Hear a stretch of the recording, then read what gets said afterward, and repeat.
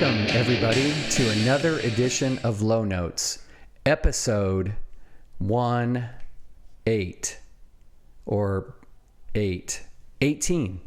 episode 18. I can't believe it.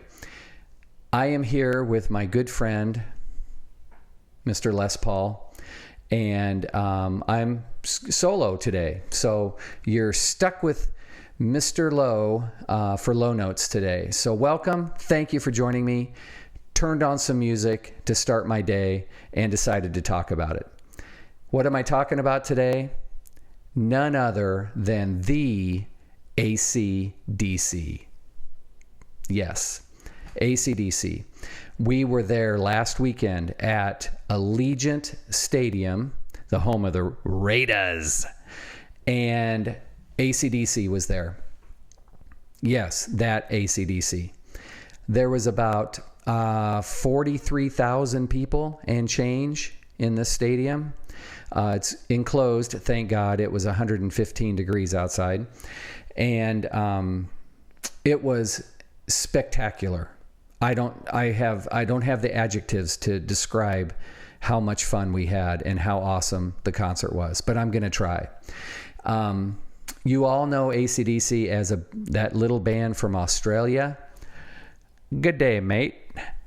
And they have over their course of their careers, 1973, Angus Young and Malcolm Young, brothers, have recorded 17 studio albums and 3 live albums. So that's a lot. And 1973 they started. This show, I'm going to talk about this show more specifically later, but yeah, I'm not a stadium concert guy, and this was a stadium, big football stadium. It's enclosed, as I said, but it's just not my thing because the fidelity, the sound, all that can get all mixed up and jumbled. This was absolutely fantastic sound. I just was in awe of the boom, boom, boom, that constant drive of that rhythm section, the guitar, rhythm guitar, bass, and the drums, the kick drum especially. It allowed Angus Young and Brian Johnson to be the stars of the show. And I'll get into that a little bit more, but that band was so tight and so polished and so professional, and the production was amazing.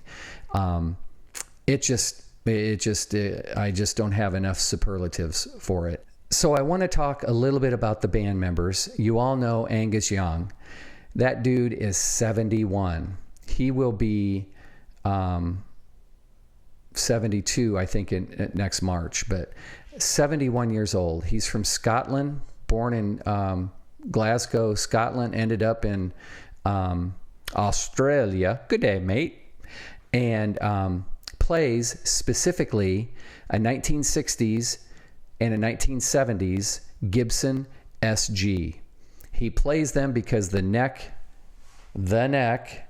is a little bit narrower. He's got small hands. That means small gloves.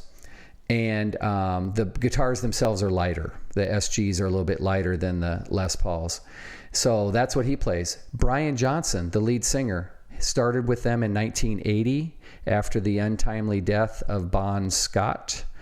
That dude is 78 years old. That's a 7 and an 8 years old. He'll be 79 in October.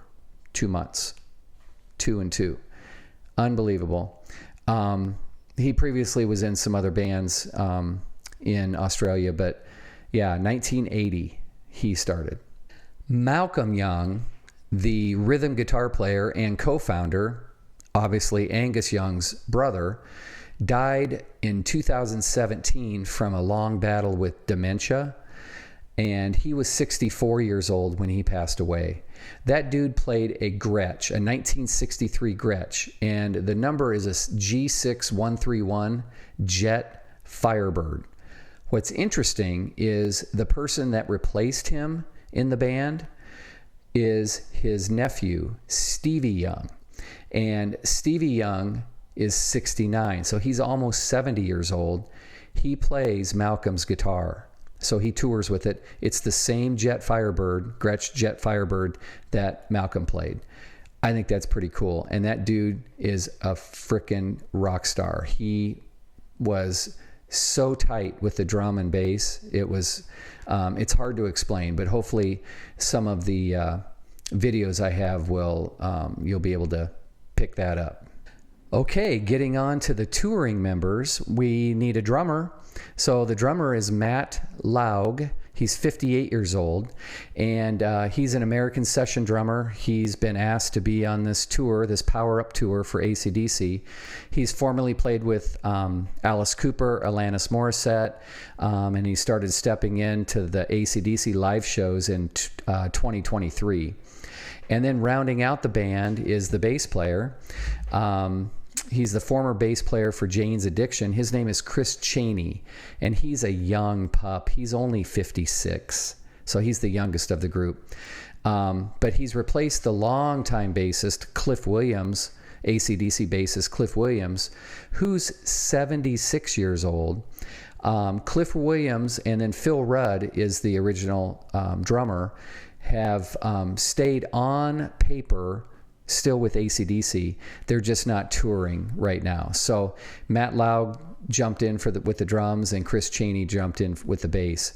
All three of those, Lowe, Chaney, and then Stevie Young, were absolutely unbelievable. They were so good.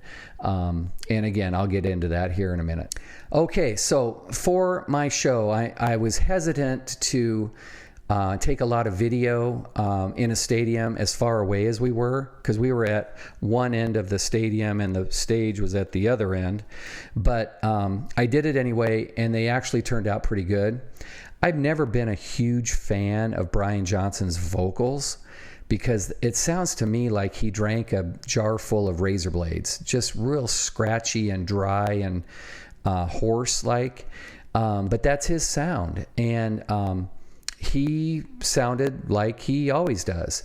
Now, to me, Mr. Perfect Pitch, he sounded a little pitchy with some of the songs, but some of those songs he sang when he was 30 years old. So, 40 years of hard living is going to affect your voice. So, in my opinion, he did the best he could, and I obviously give him a major pass because it was really, really fun to listen to him.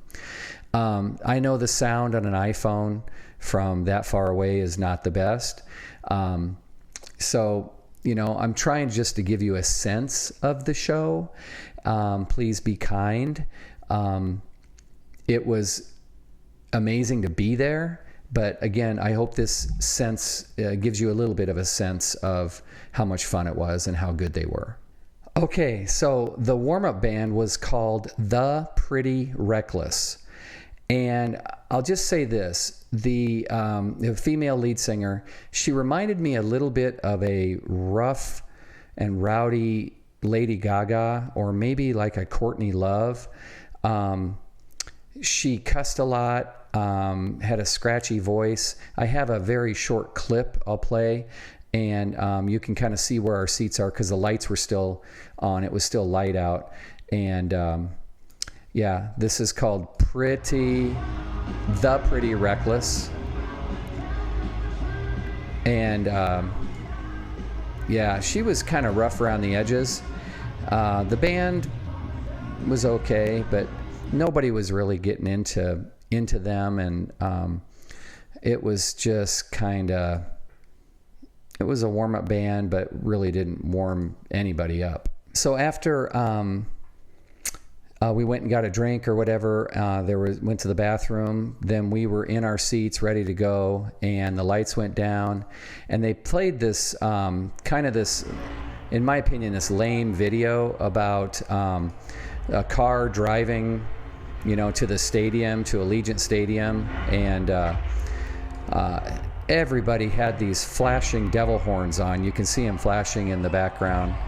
And it was kind of a lame video, but nevertheless, it was something to kind of get the crowd fired up. Okay, then the first song. The lights go off, the crowd starts wrestling around, and then the lights come on, and it is, you got it. If you want blood, you got it. And oh my God, the place went crazy. They're showing the crowd. And then Angus has this blue velvet schoolboy outfit on. And he comes out skipping out onto this catwalk. And then you can hear Brian Johnson in the background. It sounds kind of like a cat.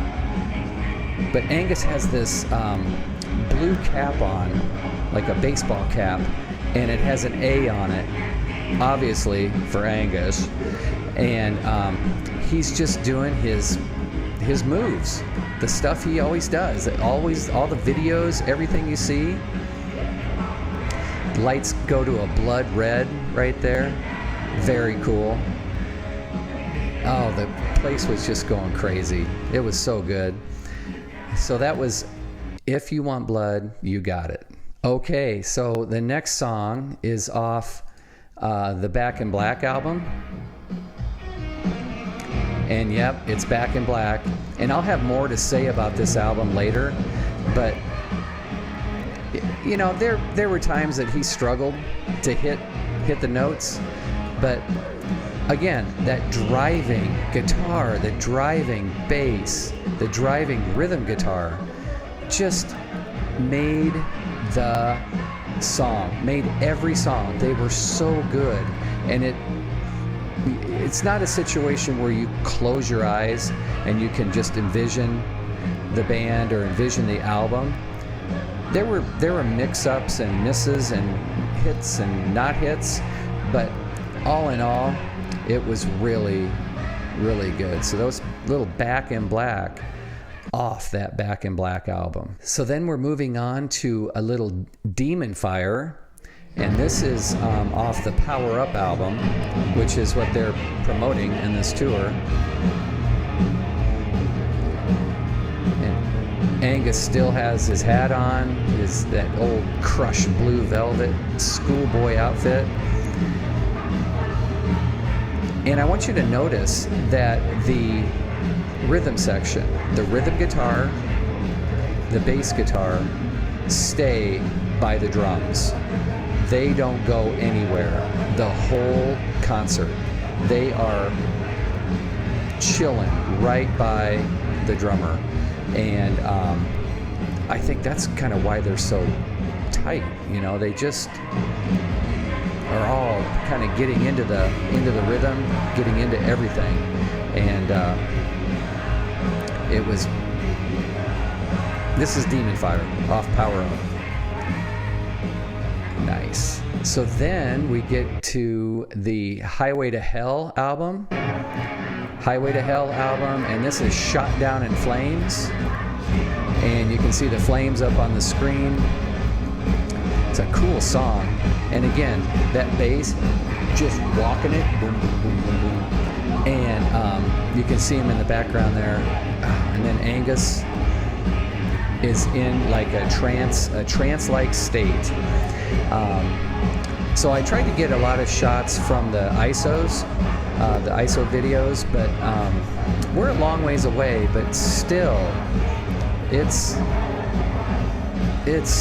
loud and powerful and booming. And just really good. So that's Shot Down in Flames off the Highway to Hell album. You've probably heard of the Razor's Edge album. Well, everybody's heard this song, a little Thunderstruck. And yeah, the lights, again, the production.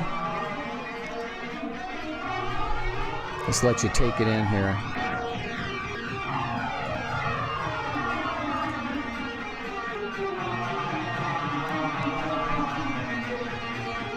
Oh, Angus is doing his thing.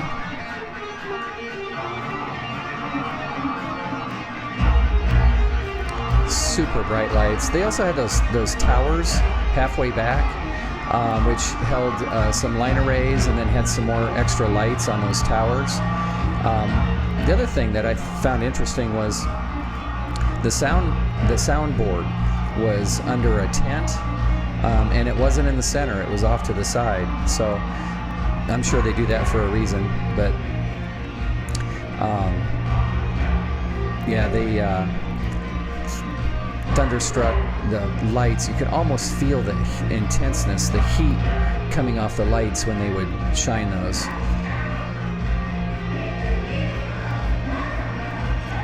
And you can hear Brian, I don't know if he's struggling or if it's just, he's 78, you know, I don't, but yeah, give him his dues, give him credit. He did his very best. And, you know, Angus is just, again, in a trance, doing his thing. Got some people in front of us getting it on. Okay, they weren't, but they're very excited in front of us. Pretty cool part here.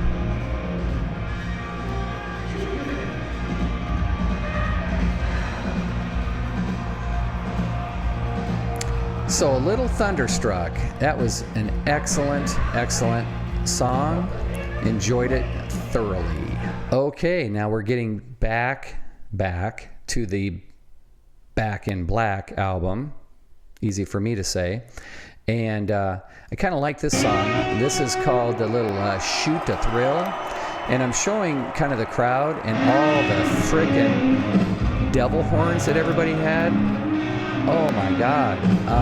You couldn't swing a dead cat without somebody's devil horns flashing in your face. I'm sure it's a huge marketing tool for them, and they probably make quite a bit of money doing it. But so you can see Doug Lowe really going to town on those drums. Very cool. Angus right there in the middle. Lost the hat. Also lost his crushed velvet coat. Still has a tie though.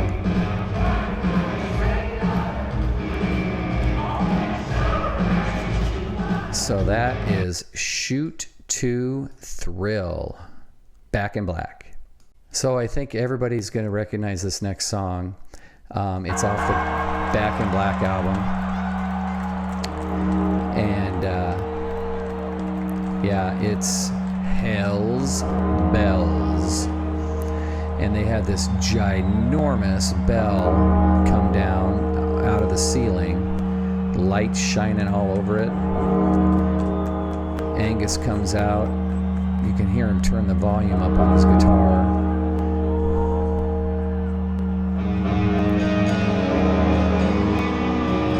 And he starts out really slow and then picks it up when the drummer starts hitting the cymbals. And then you can hear Stevie Malcolm in the background with those power chords.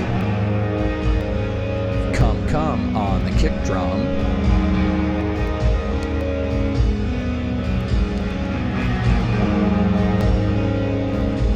What an excellent, excellent intro to a song. That big bell. And now they're just driving. Just bringing it. You can feel it in your chest.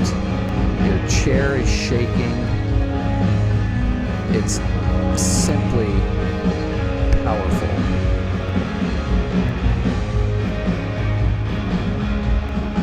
Brian Johnson trying to get the crowd revved up.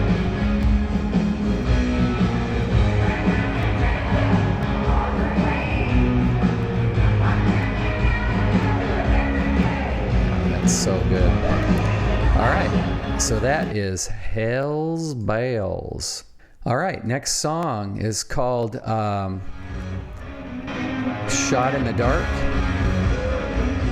and this is off their Power Up album, the album they're promoting. Again, it's called Shot in the Dark. I kind of like this on the ISOs. They have both Brian and Angus in the same shot. Pretty cool. I didn't know this song, but I like that zoomed in on. Now Angus is playing a SG there with a black pick guard. Later in the show you'll see he has a black SG with a white pick guard. Shot in the dark. And there you can see the Gretsch Jet Firebird from Stevie Malcolm, and that's Malcolm Young's guitar. Pretty awesome. Okay. Well, this next song, the thing I like about it is it starts out kind of bluesy, and it just kind of starts out mellow, just Angus kind of picking away on the guitar, and then it kicks in with this powerful bass line and rhythm guitar. This is called Stiff Upper Lip. Just echoed through the building, just booming. It was very, very cool. He's 78. Let me just remind you. He's 71.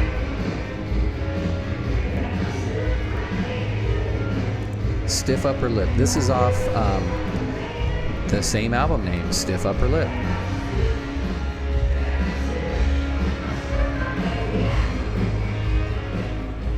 Awesome. Good stuff. Good stuff.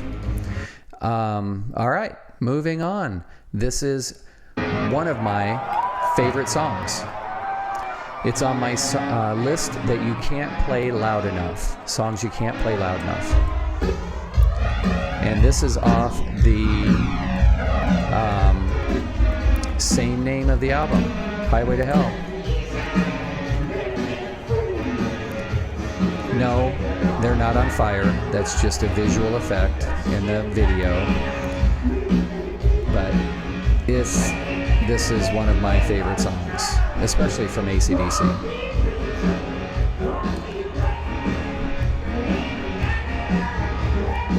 Oh, yeah.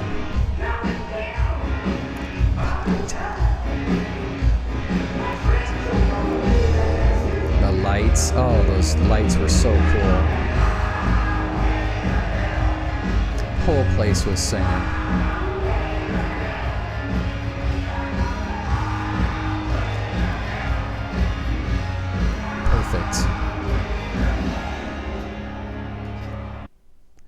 Perfect. So that's the first part of Highway to Hell. Okay, so now we're moving right on back into Back in Black. And this is Shoot to Thrill. We need a little feedback. And there's a good picture of everybody. Look at Stevie Young on the far right, just pounding that rhythm guitar.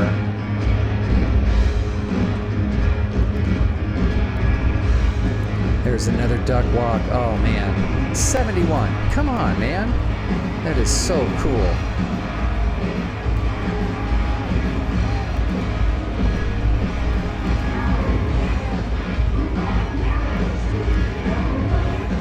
So neat. Yep, so all those guys, again, I keep repeating this, but they were all professional. They were tight. They were spot on.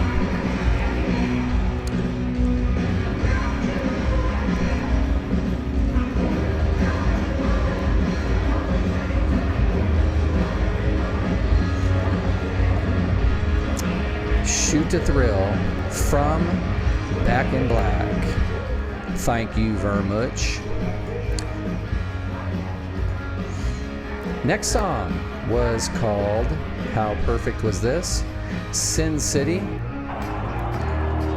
And we're in Sin City, Vegas. And this song is off the Power Ridge album. And I don't know if I'd ever heard it or not, but it had a really cool beat and really cool rhythm. And I think they put this video up to kind of make it look like Cards. Oh, look at that. It was Cards. And Angus still has a tie on. So a little Sin City action from Sin City.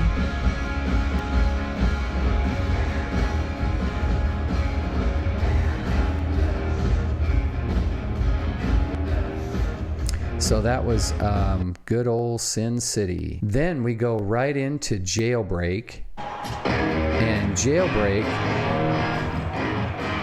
is cool. It's off the Dirty Deeds Done Dirt Cheap album.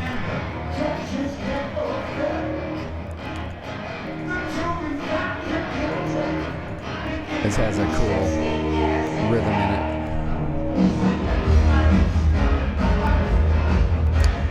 He's kind of maybe prancing around a little bit like Mick Jagger would. Maybe not as light in his loafers, but he sure is moving around quite a bit. Everybody's singing.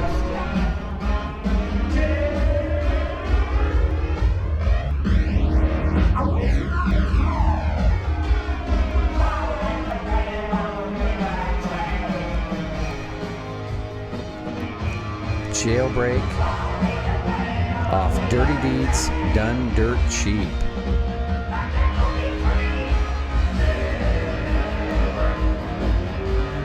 Cool rhythm part. Nice job.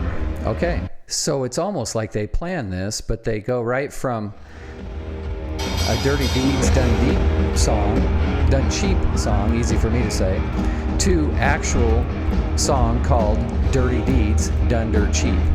And that's this one with all the green. Place went kind of bonkers on this song. So that's the album it's off of as well, obviously.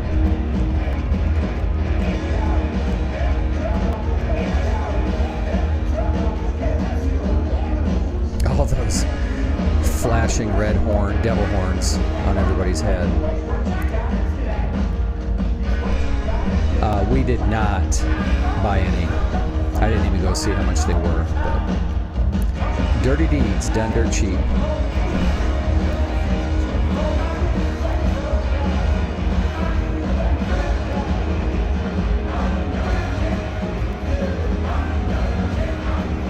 Little crowd participation action.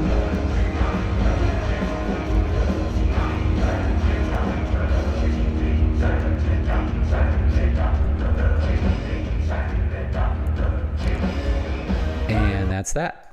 And staying in the same vein as Dirty Deeds Done Dirt Cheap, this song is called High Voltage, and they bring it with the voltage because these lights are super bright, and you can see kind of the video screens, the ISOs. They're trying to make it look electrified.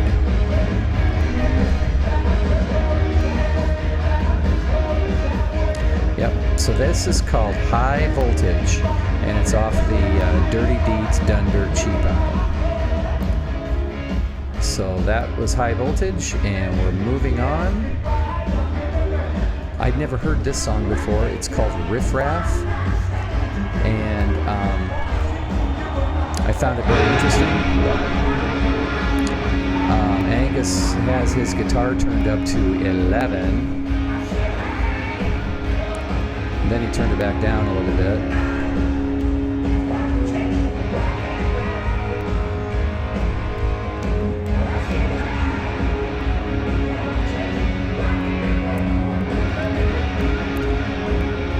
So Riff Raff off of the album Power Rage.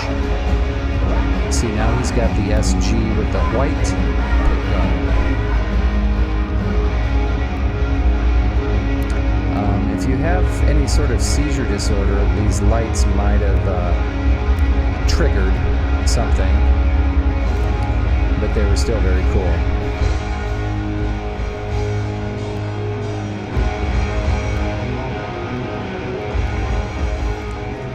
A little Riff Raff. So very cool song.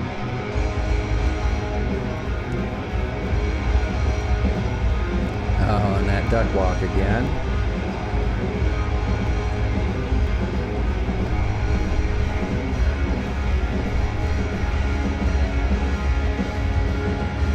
Again, I just think about the power in that rhythm section. It was just too much. It was so good. So that was Riff Raff, everybody. I thought this was cool. This is just a different view. I turned my phone the other way to see a little bit better picture of Angus during a guitar solo. You can see him hitting the strings, and I just thought that was kind of a cool little video I could show you guys. But yep, Angus, he's the real deal. The real deal. Okay, so we are 3/4 of the way through the show, and everybody in the concert's kind of been waiting for this song. And the old Back in Black album comes through again with a little Shook Me All Night Long.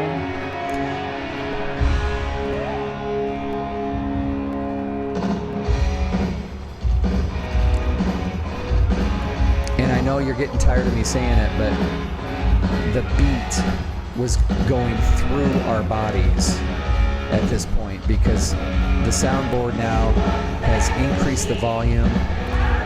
Everything is shaking. Come on, this is AC/DC.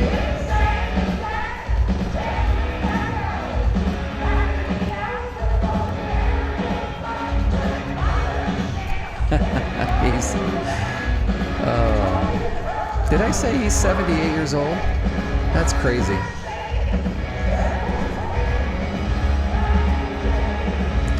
The lights here.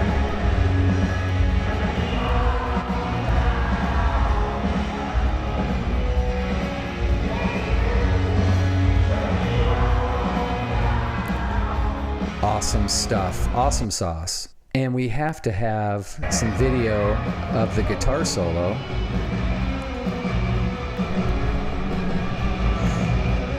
The trademark shuffle that Angus has. I'm trying to think of how many times I've listened to this guitar solo on my album, 8-track, cassette, CD, streaming. How many times have I heard this? A lot. Such a good song. And it gets better because all of a sudden we have a whole lot of Rosie from the Let There Be Rock album. And this song blew me away. And I've heard it before, but I think it's about some promiscuous women, maybe, or a promiscuous woman, or something. But the videos that they have on here are pretty cool. And again, it's up to 11 by now.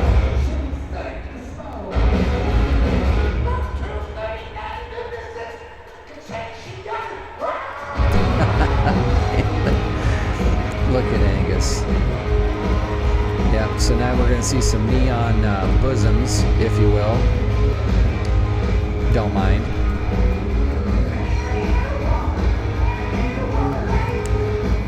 Crowds on their feet.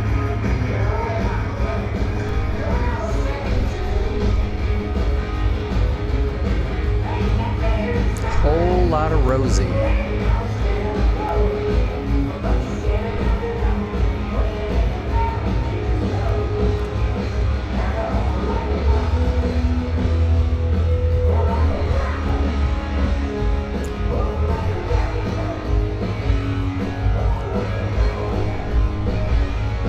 Very good.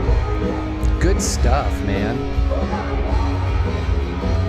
Everything's vibrating. Lights, oh yeah, very cool. So that's a whole lot of Rosie. I did another little different video here because it was very cool what Angus was doing on screen, and I wanted to be able to zoom in on it. But right there, the crowd and him out in front of the crowd was, in my opinion, one of the coolest looks. Just this sea of crowd out in front of him, and he's running around like a crazed madman. I just thought that was spectacular. And he doesn't get enough credit. We talked about this the other day. He's not spoken in terms of top 10 guitarists of all times, but as far as a showman and his ability and his albums and songs and all the things he's written, he needs to be considered. He's excellent. Moving on to the Let There Be Rock album, a little bit of actual Let There Be Rock. And you can see that ISOs now are speakers. I don't think those are really speakers. I think they're pictures of speakers, but can you imagine those all being speakers? And again, the driving drum here, the driving bass, it's spectacular the way that they just keep the beat and keep everything driving. And this is something else I was talking about, was those three stay by the drum riser, and Brian and Angus are out in front. It's their show. The bass guitar and the drums are not part of the show, but they're so integral to the part of the show. But Brian and Angus are out in front, and it's their show.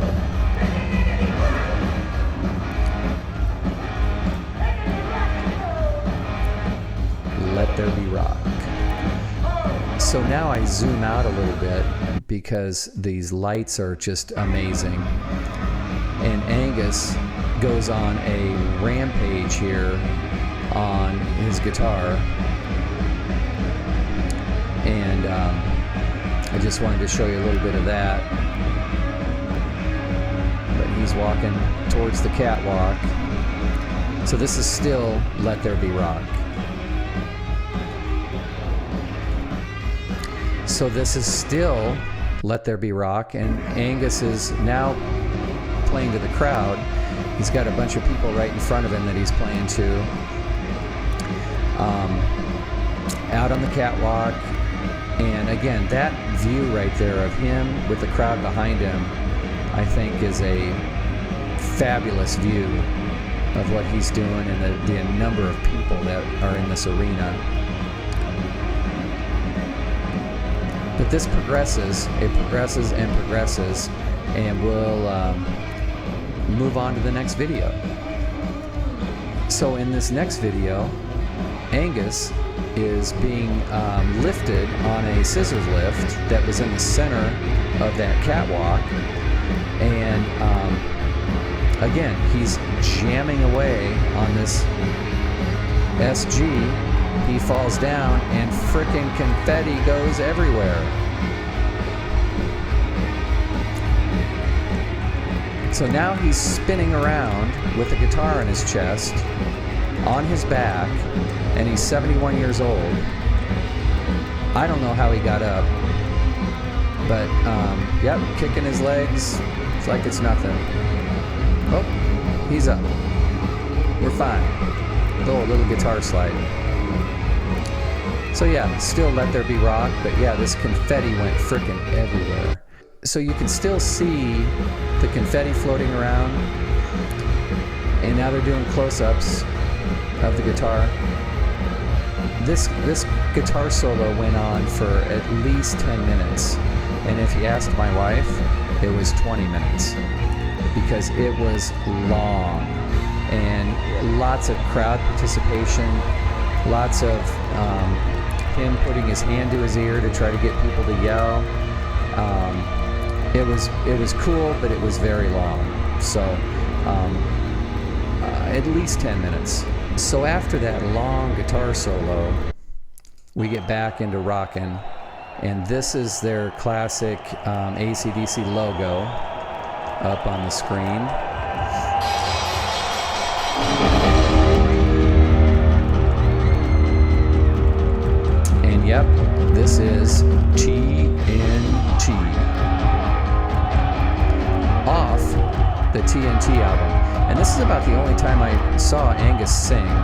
or scream or yell or do something.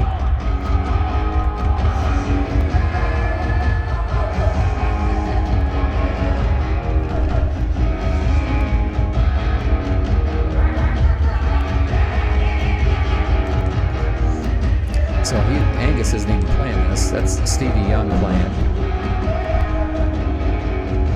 Angus is just strutting his stuff at 71. Oh, he just turned his volume up on it. He's going to play old power chord here.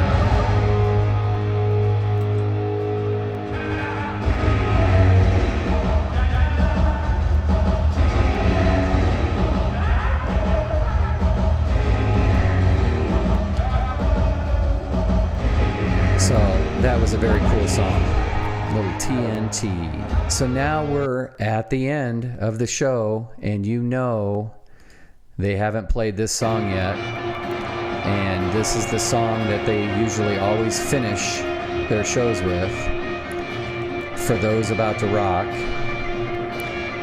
And you'll notice behind the drum riser, they're going to raise up some cannons up on that stage. And if you watch this, the very left one, the very far left one, will eventually tip over. The one on the very far left will tip over, and they'll have like a roadie come out to work on that. See it tip over right there?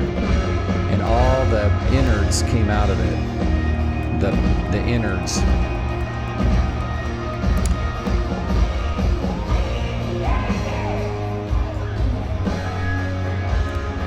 So, continuing with that theme, you can now see there's a gentleman up there refixing that left cannon. So if there was any snafus in the show, that's probably it. But it went off without a hitch. We probably didn't even notice it. Well, most people probably didn't notice it, but yours truly did. So this is one of the final videos of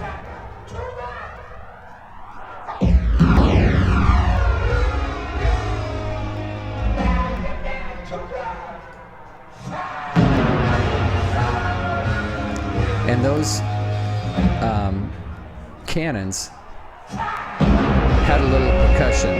You could, boom, feel, when they went off, you could feel it. And right here, they are absolutely rocking. The place is going nuts. Everybody's tapping their foot, bouncing in their seats. Nobody was sitting down. It is a rockin' song. But again, notice Stevie Young and the bass player moved out a little bit from the drums, but they have not moved out very far. And this is not about them. They know their place. It's an Angus and Brian Johnson band.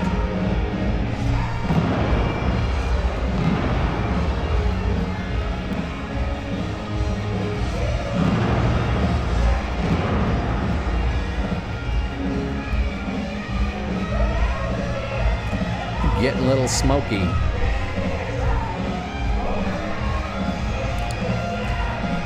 But yep, those two are the last ones out there on the stage by themselves.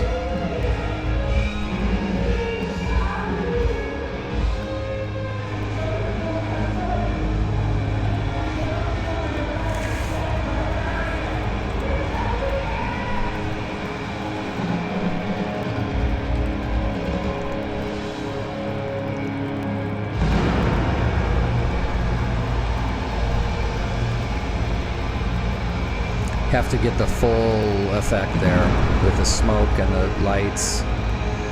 It's no Brit Floyd, but those lights were very cool. Cannons are still going off.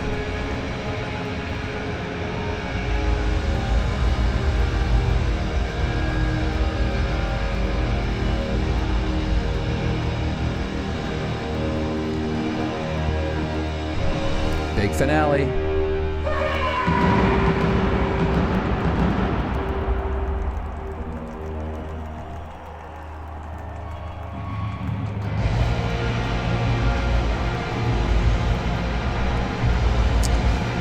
Elvis running around.